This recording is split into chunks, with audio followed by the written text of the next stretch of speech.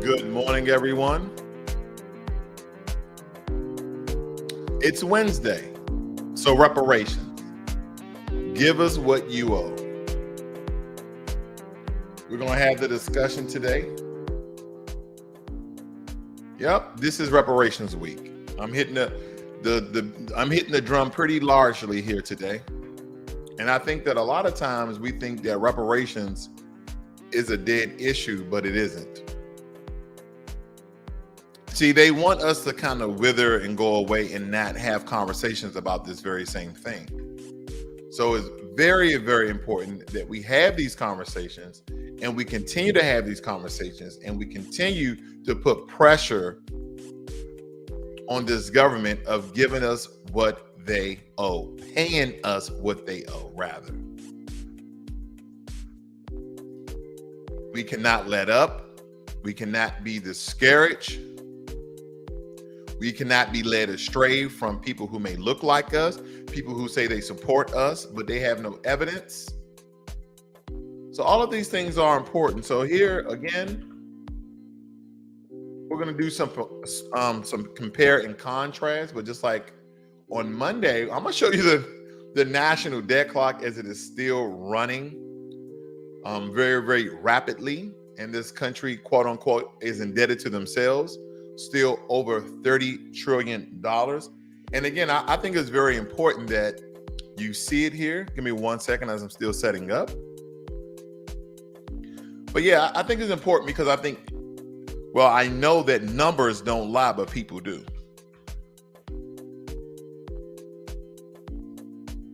Numbers do not lie, but people do. And that is what we need to understand. Because a lot of times people can give you information that's not backed by any statistical data, no trending analysis, nothing that's backed by metrics. They just kind of tell you what's going to happen, kind of tell you what they're going to do, but it's not by any proof. It's not backed by any evidence of any sort at all. So here we go. The national debt is currently at 30 trillion and almost a half. And if you can tell, according to the U.S. federal tax revenue, the revenue per citizen, the total state revenue, the total local revenue, the U.S. gross domestic product, also known as the GDP, we possibly can get to, even if we add up the payroll tax revenue, we probably can get to around 27 trillion. But we're still trillions of dollars in debt and rising, and there's no indicators of a slowdown. So all of these tall tale signs of us being in a recession, I've said this, I believe last week I was talking about that. Are we in a recession? And absolutely we are. So should we stop beating the drum as U.S. Freedmen, aka Foundational Black Americans? Should we stop beating the drum on reparations because this country could be heading into another recession? Hell no. Because they continue to still pay other groups like Native Americans. And again, this is not any ill will towards the Native American community, but it's again to make a correlating comparison of what they're receiving and what we are not receiving. Yes, we understand the historical past of the atrocities of the U.S. government of taking Native Americans from their land, and they are getting everything they deserve and more so, right? Whatever they're getting, they deserve. But as Foundational Black Americans, we are too old, if not as much, more than they are receiving. We're not trying to take anything from any other group. Let's point that out very, very clearly. We're not trying to take anything from any other group. We're just demanding that you pay what you owe us. Damn this U.S. national debt clock, because nobody really cares. Because people are, you're still supporting Ukrainians. You're still supporting Afghanis. You're still giving money to international countries across the globe. So every time reparation comes up, what about who's paying for that? Taxes? But no one is doing the research of all the money that the U.S. government is forking out to other groups, special interest group, international groups, other countries. No one's caring about that. No one's caring about the $2 billion already allocated to Ukraine. No one is caring about the 100,000 Afghanis getting $2,000 a month. No one is caring about that. But again, this week I'm pocket watching because we're talking about reparations, and we're talking about reparations in a very nonsensical way, because a lot of times you use to these keywords, these hot words that people use. They kind of go through slavery. No. We're going to look at the financials of things. We're going to look at legislation. We're going to look at policies. We're going to look at all these things, because that is what is important. When people say this government doesn't have money, yes, they do. You paid your taxes, didn't you? Now, the housing increase is another telltale sign of a recession. It says U.S. home prices soared 19.8% year over year in February. And this is the most it's ever done in the past 35 years. Damn that. Give what you owe. Pay what you owe. Now, the stock market yesterday, the Dow Jones Industrial Average dropped 2.38%, which is equivalent to $33,000. And also the S&P 500 dropped around 2.81%, which is around $4,000. Damn that. Pay what you owe. Federal, state, and local. Now, let's get into the nitty-gritty of the video. I don't want to waste any time here this morning. I know a lot of you have a lot of things to do this morning. So let's get into the meat and potatoes. Let's kill the nanny of why other groups other than Black Americans are receiving reparations day in and day out, month in and month out. And not only are they receiving reparations, their reparations are increasing year by year.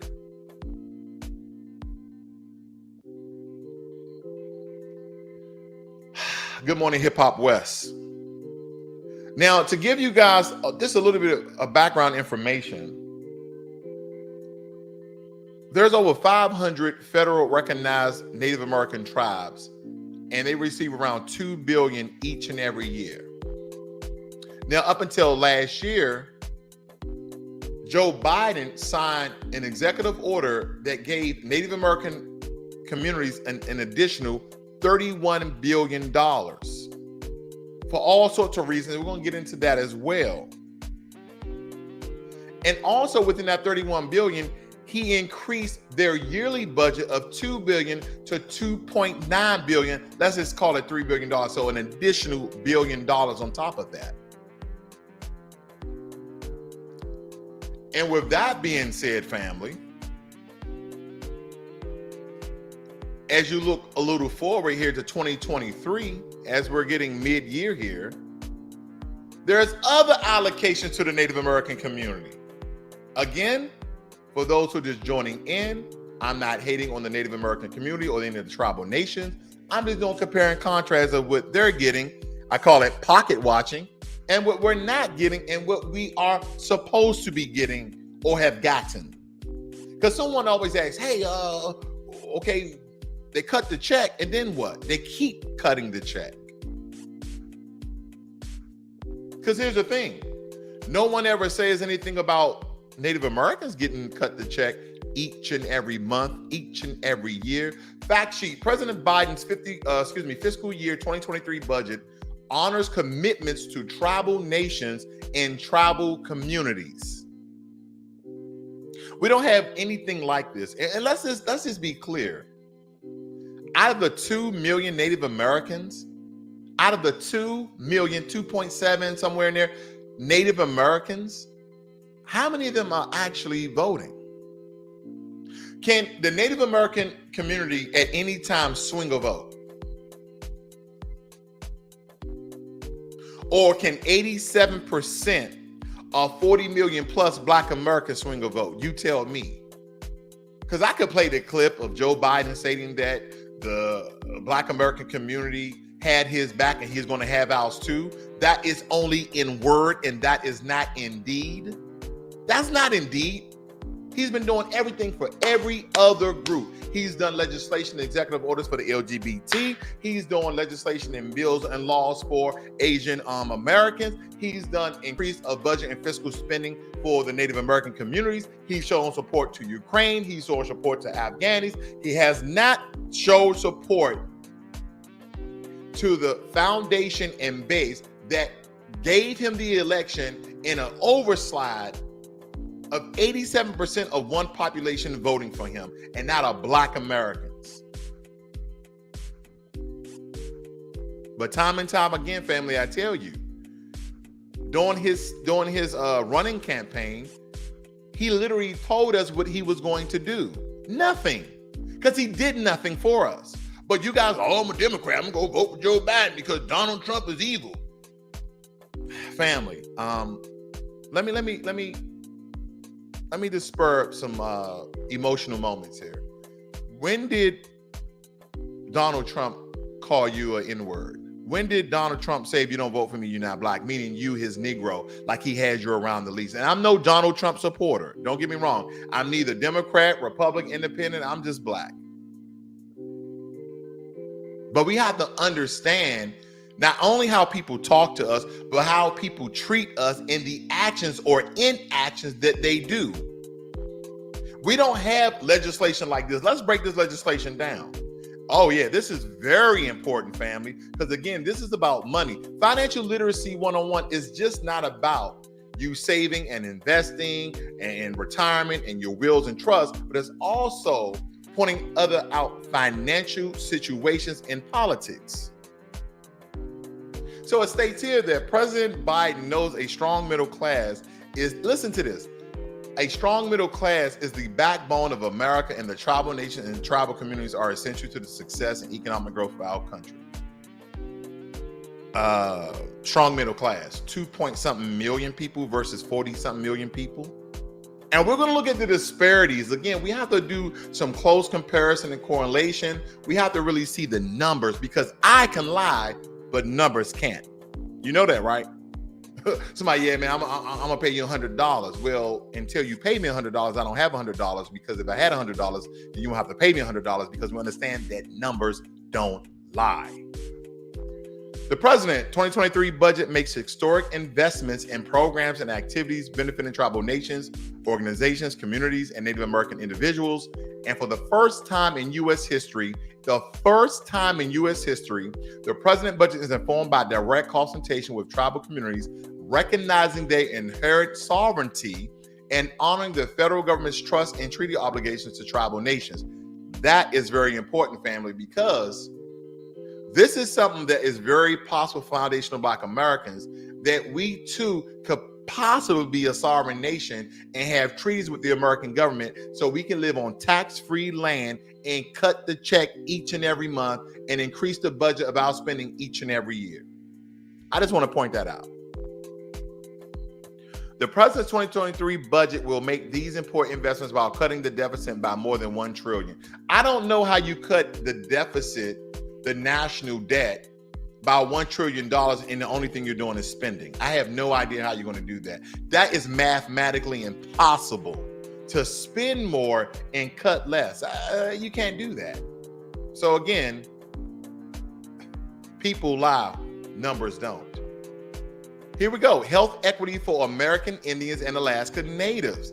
The budget includes $9.1 billion in mandatory funding and an increase of $2.9 billion above 2021. So almost $1 billion extra on the fiscal budget each and every year. Historical investments in tribal nations through the Department of Interior. The budget makes the largest annual investment in tribal nations in history through $4.5 billion for the Department of Interior tribal programs. I'm not going to read all the money that's being forking out here. Let's just say that this money will be allocating $50 billion to Native American communities. Let's move on. quality facilities for culturally appropriated education. That's like cultural centers and museums, right? 156 million increase to support construction workers. Even though Barack Obama didn't do nothing for the Black American community, but he did put some of his own money into the African American museum that's in DC. Did the federal government help him?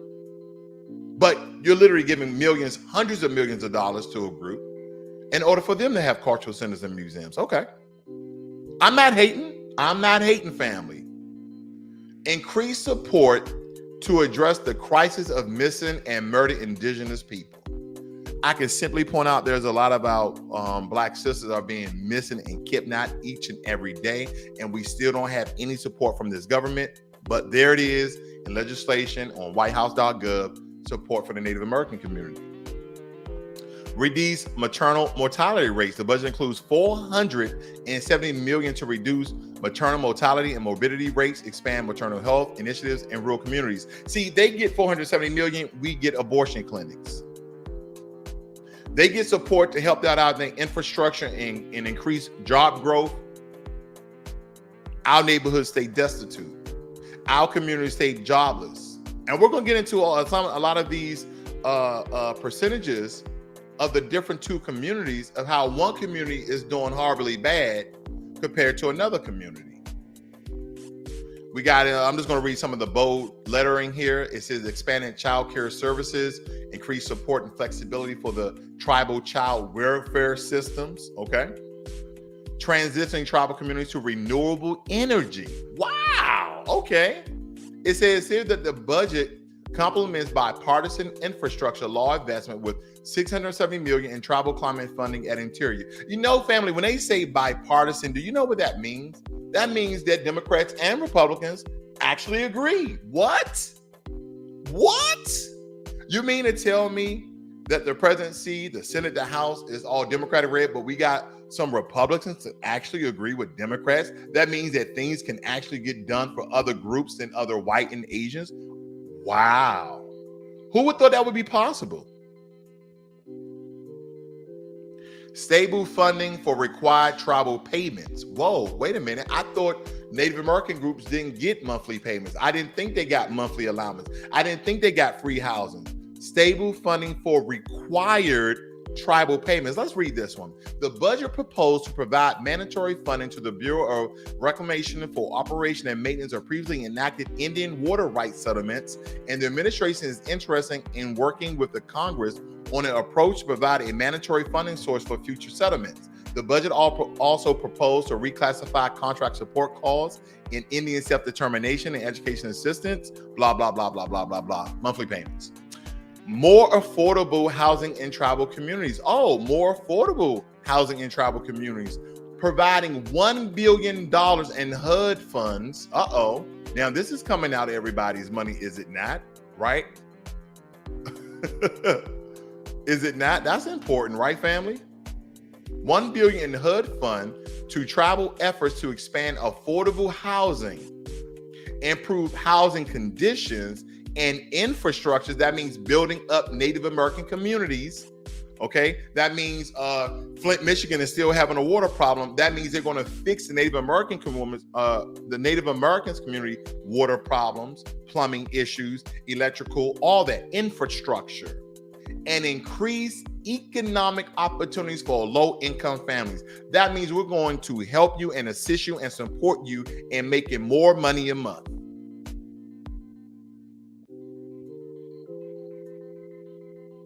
Making college more affordable for tribal communities, expanding tribal broadband access, additional support for tribal procedures, helping address gender-based violence, securing the reauthorization of the landmark Violence Against Women Act, provide the most support ever for tribal communities. It says that the administration invested $32 billion in tribal communities and Native people, the largest single financial assistance investment to tribal governments in history. Have you noticed this one document in totality, family, are breaking all these historical records of the federal government giving Native Americans more reparations? And have they talked about reparations for Foundation Black Americans, aka U.S. treatment? Hell to the nah.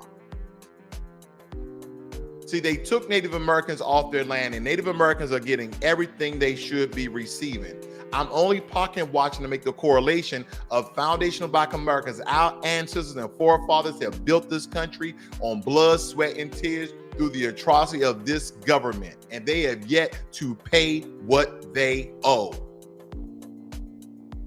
And we should be getting paid with interest. We should have similar legislation and executive orders just like Native American communities, if not more, because they are more of us. And we built $20 trillion of wealth in this country, but they squandered that away with $30 trillion in debt to themselves. Securing historic infrastructure investment to rebuild tribal communities. Didn't we already hear this, family? Didn't you already hear me part of this legislation of them rebuilding the infrastructure of tribal communities? But here it is again. Here's more money. Tribal communities that have too often been left behind by investing more than $13 billion directly in tribal communities across the country. And there it is again. The bipartisan infrastructure law also makes tribal communities eligible for billions more in much needed investments. That means that Democrats, independents, Republicans, green people, blue people, white people, black people, everybody came together to give them billions of dollars to build their communities. And look at your communities, there's no comparison. We're talking about billions. And last but not least, on this particular paragraph, it states that tribal communities are eligible for billions more in much needed investments. You got to be freaking kidding me. I'm not hating. I'm just mad we ain't getting out. And I'm not mad because I'm gonna continue to put pressure on this government. We have to continue to speak out. We have to continue to, marching really doesn't really do anything except let the world know that we are struggling, so to speak. But we need to go to the legislation. We need to have lobbyists. We have all the same political avenues in order to put pressure on this government to pay what they owe to us. Now we see some of the head leading nation Reparations Act through California. We see what they've been doing. I forgot the name of the act. I think it's the AB 3121. Correct me if I'm wrong, fam. I forgot the actual number on that. But California actually passed that when they to pay out reparations, whenever they pay out reparations, that it would be lineage-based and not race-based, because we need to understand that, okay? Because there'd be a lot of people with their hand out if we did it race-based. Not every person who's Black in America is part of the U.S. Freedmen, aka Foundation Black American lineage. I just want to point that out. Here we go. And this one, making tribal consultations on administration's priority and reconvening the White House Council on Native American Affairs. It says that the budget demonstrates the Biden-Harris administration's strong commitment to strengthening the nation-to-nation relationships and maximizing federal efforts to support tribal nations and tribal communities as they tackle pressing issues, to attack pressing issues. I wonder what those pressing issues are. Now, let's get into some numbers, family, because I stated here time and time again that people lie, numbers don't. Because you're like, well, Native Americans could possibly be doing, worse than we are. Okay, let's look at it. So the Native American community, and this is coming from, let me make sure I get the right website here. This is coming from the United States Census Bureau. So this, again, these federal recognized tribes, okay, the Bureau of Indian Affairs is a government-ran organization, right? That tracks through the census, and so they have the quote-unquote official numbers. Okay, so there's always going to be some discrepancies in the numbers, but nonetheless, 2.7 million Native Americans in America, and a core 13.4, which equates to around 42 to 43 million foundational Black Americans. Okay, foundational Black Americans. Again, they have 2.7 million. We have around 42 million. Okay, just to kind of give you guys some numbers here. Then I wanted to know the unemployment rate because I think that's important as well. And I'm going to read some of your notes. Give me a second here, family. The unemployment rate of Native Americans was 6.6%. Can you see that? The rate and percent of unemployment for Native Americans, 6.6%, compared to Black Americans at 8.6%. And of course, this is according to their population. So we're still at a higher rate. Does that make any sense? This percent is in conjunction with their population percentage, their population numbers. So we're still at a higher percent. So we have more unemployed people than the Native American community.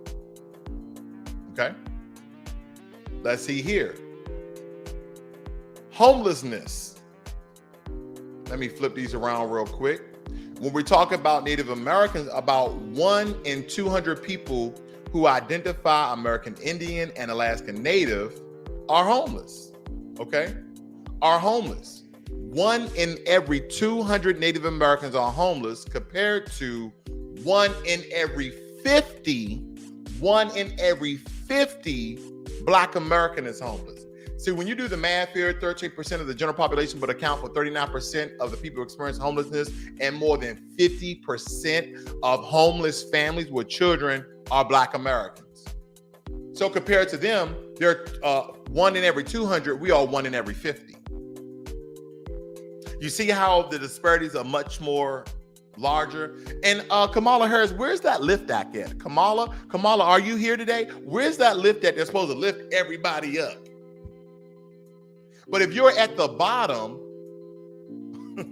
of the socioeconomic, hierarchy, and you're being lifted up, but she said the LIFT Act lifts everybody up. So you're being lifted up and you're at the bottom. Guess where you're at? You're still at the bottom because everybody's been lifted up. Doesn't matter, right? It's not like a step up. But again, Native Americans, 1 in every 200 are homeless. Black Americans, 1 in every 50 are homeless.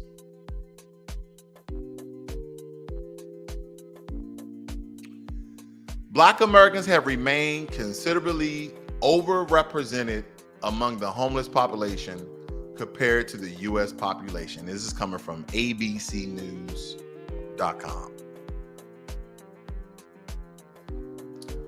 Let's see who we have here today.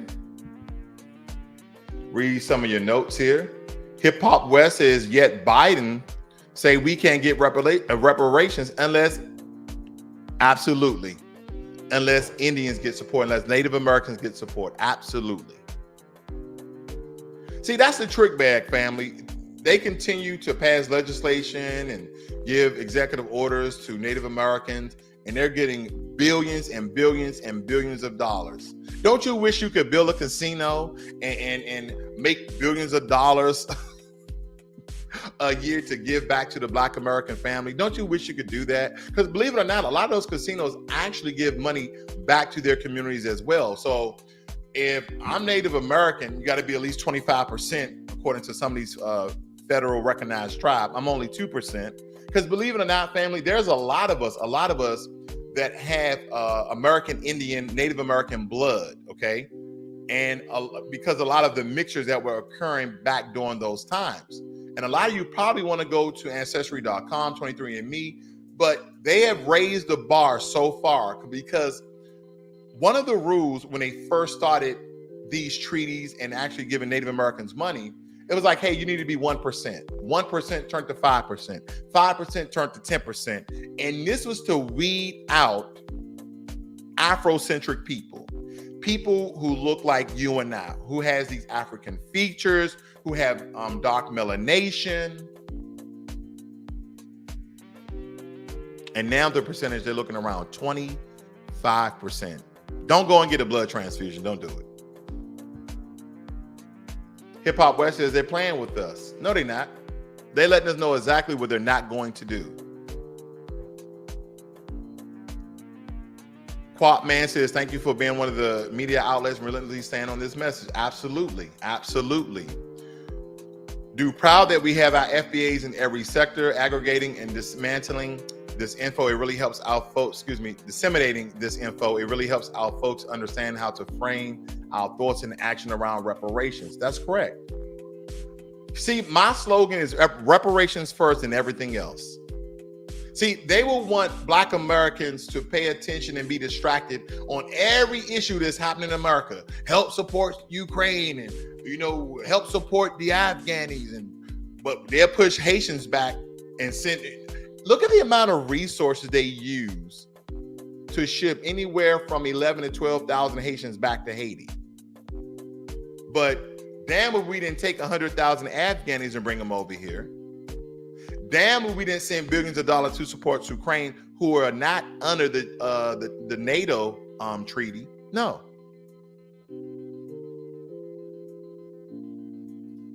No, hip hop, I would disagree with this one, family. They're not giving Native Americans what we should have. They're getting Native Americans what they supposed to be getting, okay? But we should be getting the same, if not more. That's all I'm stating. I am not here trying to take anything away from any other group. I'm just beating the drum on what is owed to us. Because I can tell you, damn the debt clock, this shit can run all day. $30 trillion and counting. But that doesn't matter. This budget is for 2023 here in this legislation from whitehouse.gov, and they continue to pay this money out to other groups. So it really doesn't matter.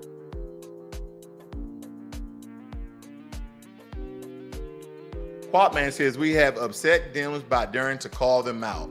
They're trying to make us shut up and sit down, but we only get louder. There you go. There you go. Right there, family. Don't shut up. Don't let them have you to be distracted by anything else. They're trying to bring up CRT to thwart the conversation of reparations. They're trying to do each and everything to distract you by nominating Ketanji Brown into the Supreme Court justice. That's a distraction. We call that, in the Foundation Black American Family, we call that symbolism. Oh, we're no Democrat. They nominated the first Black woman to the Supreme Court justice. What does that do for you?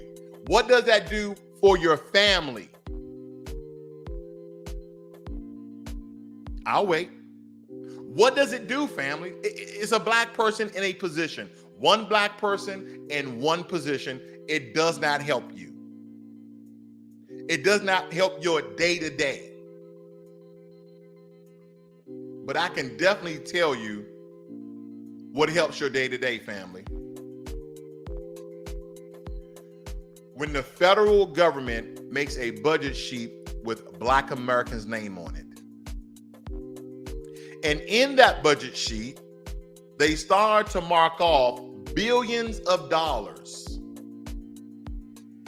Health equity budget includes $9.1 billion in mandatory funding. You know what mandatory means, right? The president is demanding, and that is mandatory, that Native Americans get this money. Once again, I'm not hating. I'm not speaking against this. I'm just saying that we should have the exact same thing, if not better.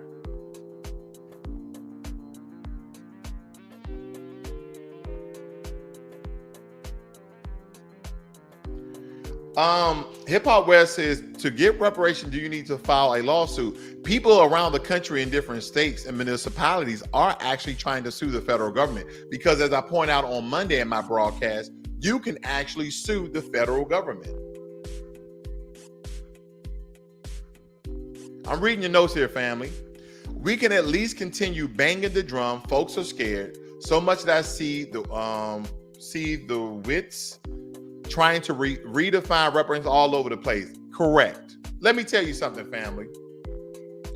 People are trying to define reparations.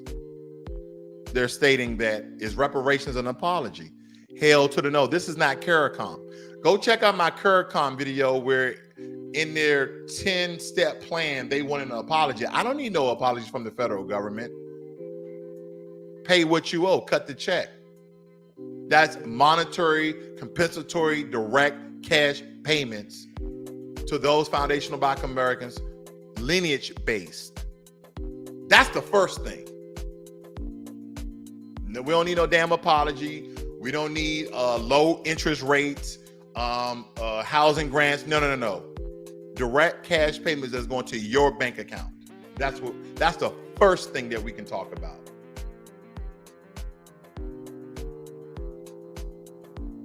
We need to keep applying this pressure. They feel it, and I keep trying to weasel away from acknowledging what reparations are and how we are owed them. Absolutely. They know that. Let me tell you something. That HR 40 plan, that's a bunch of crap. I don't know if you guys ever read it. It's a bunch of crap. They talking about they need to study reparations and how, Black Americans are essentially owed reparations. We have enough history. We have enough studies. We have enough research. We have enough documentations across the board to understand why reparations should be paid. So that's time wasting, okay?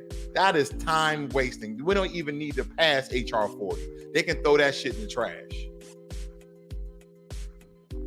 Kevin says, so after their movement causing reparations to enter the public discourse on an unprecedented scale, have we now abandoned the ADOS acronym?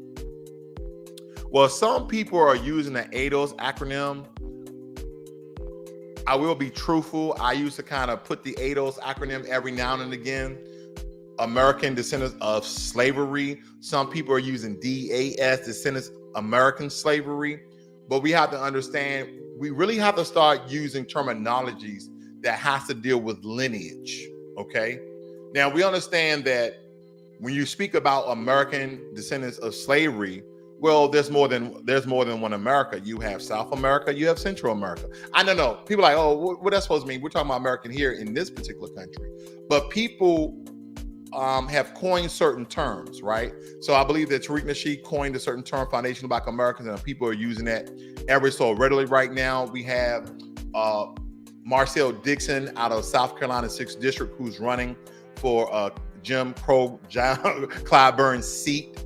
He's using the term U.S. freedmen, but I believe those two terms can be used interchangeably. They mean in the same thing, okay? Because again, he makes a really good point about U.S. freedmen, because we had the Freedmen's Bureau that everything was pretty much like the Bureau of Indian Affairs, okay? That kind of runs through them and is allocated through certain sources. So for the most part, to answer your question very directly, have I abandoned ADOS? For the most part, I have. I'm mostly sticking with U.S. freedmen and foundational Black Americans, okay? Because the foundational Black Americans really can't be tricked. It really can't be coerced. It really can't be switched into anything else. But they can actually use the American Descendants of Slaves and interchange it. They could try to rob it. They could try to fit in. They could try to squeeze in. They could try to weasel certain words and terms out of that. So we have to use words as U.S. freedmen, United States freedmen, or foundational Black Americans, meaning foundational to this land. I even see more white folks supporting our reparations, especially since they see the U.S. throwing money away to illegal aliens. Absolutely. Okay, but I wouldn't put my money there because they change like tides in water. Let's see what else we have here, family. Oh, they're not even giving us butter biscuits. See, what they do is they invite you to the cookout, but they tell you there's no more food. They do it every 2 to 4 years. They invite you to the cookout, but when you get there, they say all the food ran out. What this has done is made us continue to share our history, demonstrate that there was no America till we built it, all about innovations and how the money is owed. I was looking at a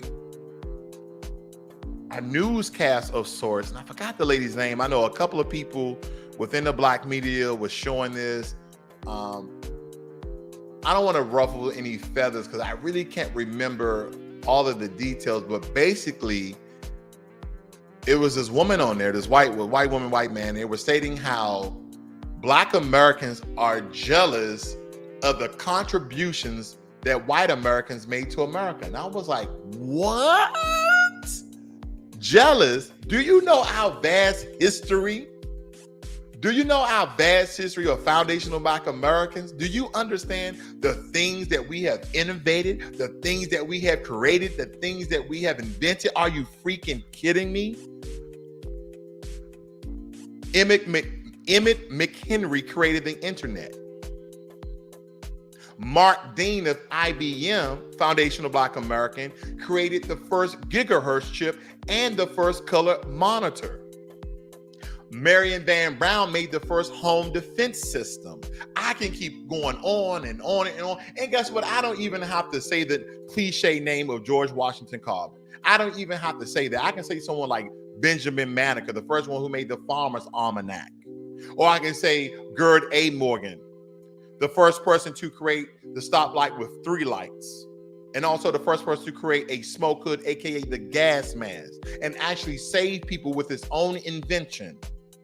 Or I can say someone like Lewis Latimer, the one who created the filament in light bulbs to sustain the light more than any other light bulb that was created during that time. But they want to give that credit to Thomas Edison, who was not an inventor. He was a businessman who funded the venture and took the credit. Holla at your boy. So we don't even need to get into the contributions of foundational Black Americans, not only to this country, but for the entire world. Our family had created the internet.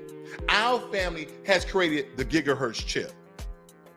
So when we talk about technology, I don't understand why there's not a lot of Black Americans in technology, in tech, and IT, and machine learning, and data systems, and networking, because you should be, because that is the lineage and that is the history that you come from.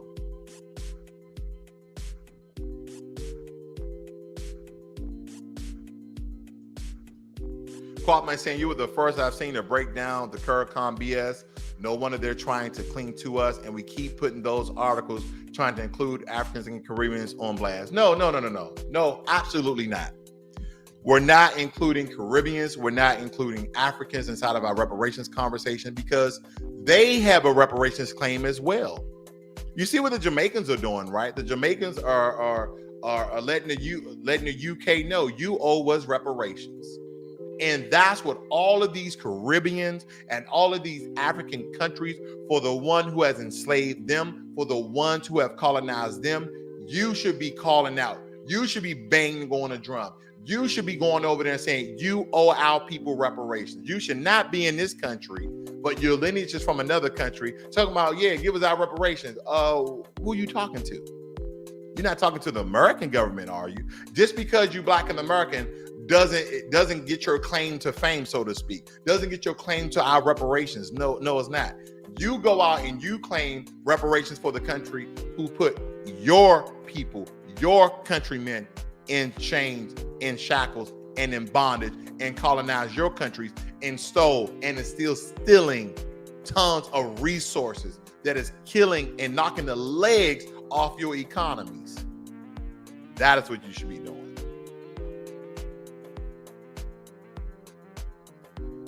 Thank you, Hip Hop West.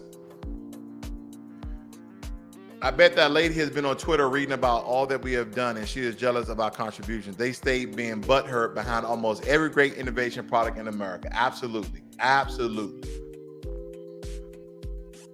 Family, happy Wednesday to you all. You know what time it is. It's hump day. You guys have a great and wonderful day. I see you guys on the next one. I'm out.